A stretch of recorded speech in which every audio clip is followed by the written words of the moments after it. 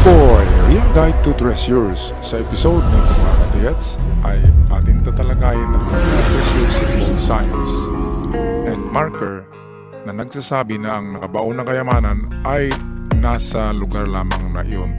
Ito ang tinatawag na treasures on the spots symbols. Bago natin yan tatalakayin, ako'y mag-shoutout muna. Magandang buhay mga katigats! Welcome back! Ako'y mag-shoutout muna na Rubilin Lupez, Diego Gabrines, Hyacinth Ofinia, John Mer Idubod, Nard Castro. Also, shoutout kay Archie Supinaski, Tomasito Kaasi, Noli Galon Mix Vlog, Nueva Vizcaya Channel, Rex Felipe, Bernelio Jose. Also kay Rico Mausisa.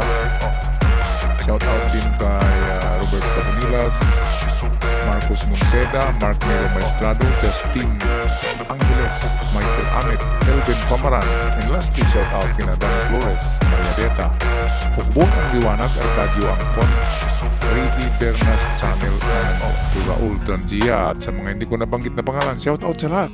Tayo na ngayon magpatuloy.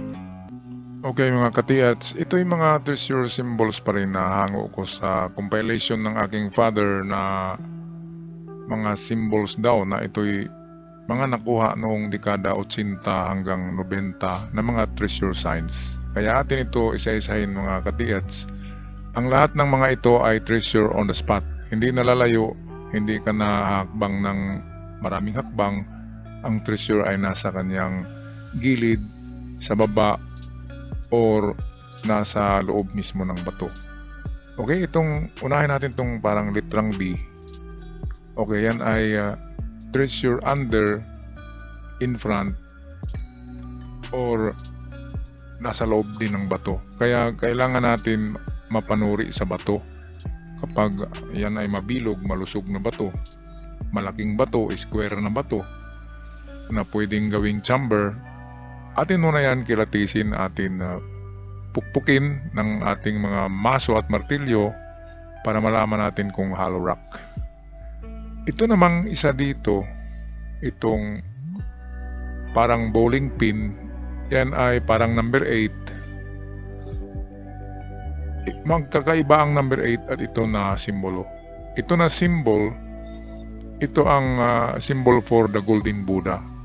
Yung kasama niya dyan na karakter ay nagsasabi na merong sagradong imahe, ang Golden Buddha.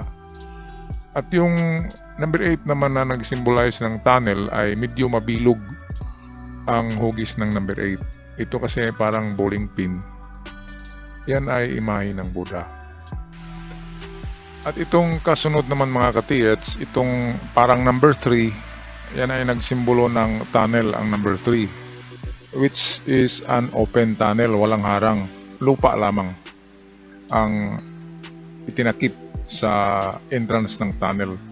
At itong mga square dito, yung 5 square, nag-symbolize siya ng 5 boxes. So 5 boxes under or inside the tunnel na malapit lang mismo sa gilid lang or sa likod ng bato kung saan itinatap ang ganyang signs. Kaya treasure on the spot. Magandang mga treasure on the spot itong nandito mga katigats. Ito naman ang parang number 5 na nawala yung guhit sa itaas at asterisk. Nagsasabi yan ng imperial treasure. Ang asterisk nagsasabi na volume of treasure. Kaya volume of treasure kasi yan ay sa emperor. So ang treasure ay nasa gilid, harapan lamang ng sign na yan kung saan nakaukit.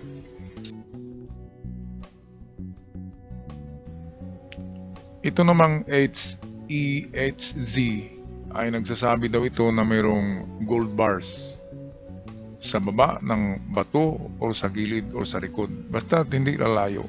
Hindi lalayo sa bato na nilagyan ng ganyang marka. Pero ang karamihan talaga niyan ay nasa likuran ng bato. Kapag sila nagtatak ng signs sa harap mo, sa harap ng bato, wala sa harap ang item. Karamihan yan ay sa likod or gilid. Itong susunod naman, ito yung parang litrang A at parang litrang R na nakatagilid. Yan ay treasure under mismo. Ang A ay yan ang parang salakot, parang bato. And then ang R, yung parang R ay ang treasures.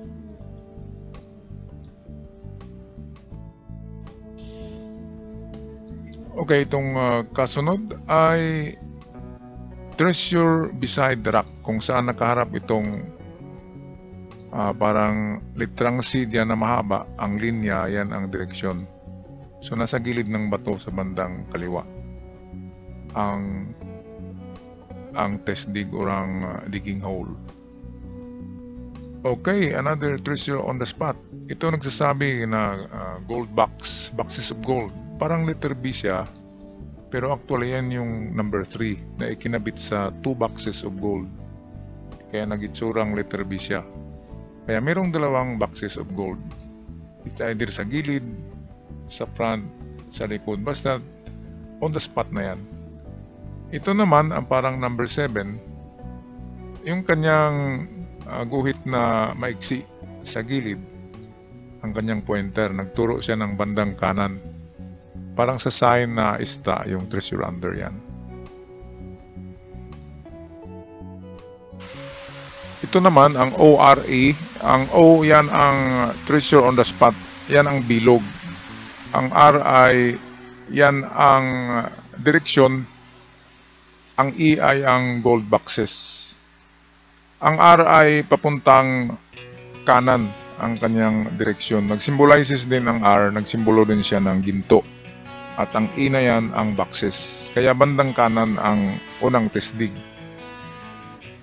Ito XP and XO ay magkapareho lang ang meaning nito. Ang XP ay nagtuturo na target down below. Ang XO ay nagsasabi na target on the spot, pwedeng down, under, or pwedeng sa loob ng bato ang XO, ang kanyang kahulugan. Kaya halos magkapareho lang ang dalawa. Itong XCD naman ay parang 7KD siya. Target sa gilid ng bato. Ang C ang bato, ang D ang kanyang direksyon. Ang D ay nag-symbolize din na gold. At nagtuturo din siya ng direksyon. Ibig sabihin yan, bandang kanan, sa gilid ng bato bandang kanan ang ating paghukay. Letter A. Ito yung ginagamit na arrowhead, ang mga letter A. Ang kanyang tulis ang nagtuturo ng side na huhukayin. Treasure on the spot pa rin siya. Ang treasure pwedeng nasa harapan, nasa likod. At wala na sa kanyang gilid kasi dalawa lang ang direksyon niyan. It's either sa kanyang yung nakabukaka na parte ng A or yung matulis na parte ng A. Number 6. Yan ay treasure sa likod ng bato. Yung parang buntot ng number 6, yan ang nagsasabi na treasure at the back of the rock.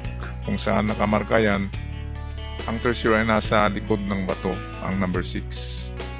Itong famous 7KD naman, itong kasunod 7K, 7KD, 7KO.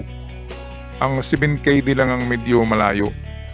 Dumidistansya siya ng 4 to 7 meters. Pero itong mga 7K at 7KO, treasure under at treasure at the back ang kahulugan ng mga 7K at 7KO. Ang 7KO ay treasure under or treasure inside the rock. 7K ay treasure at the back. Ito naman, ito yung simbolo ng ibon na nakalagay sa triangle. Yung kanyang guhit papuntang kaliwa na mahaba, yan ang kanyang pointer. Yan kanyang tuka. At doon ang side ng bato ang hukayin, bandang kaliwa. Treasure on the spot pa rin siya. Okay, ito ay ganun pa rin ito. Ito yung number 3 na nakataob. Treasure under ang kahulugan niya. Merong box or concrete box or isang box na nasa baba mismo ng bato kung saan tinatak yan. Kaya ito yung mga giveaway. Maganda. Kasi giveaway lamang. So, 1 treasure box sa baba ng sign na yan. Ito naman nasa kaliwa ang item. Yang maliit na bilog, yan ang item. Yang malaking bilog, yan ay kin. Nakita nyo yung parang triangle sa ibabaw niya. Yan ang bubong ng kin ng simbolo ng house for gold. Kaya ang treasure dyan ay nasa kaliwa. Sa gilid ng bato, bandang kaliwa. Ito ang perfect treasure under. Kin pa rin ito. Kin symbol na modified. Treasure under sa baba or sa front ng bato. Yan. Maganda yan kapag ganyan.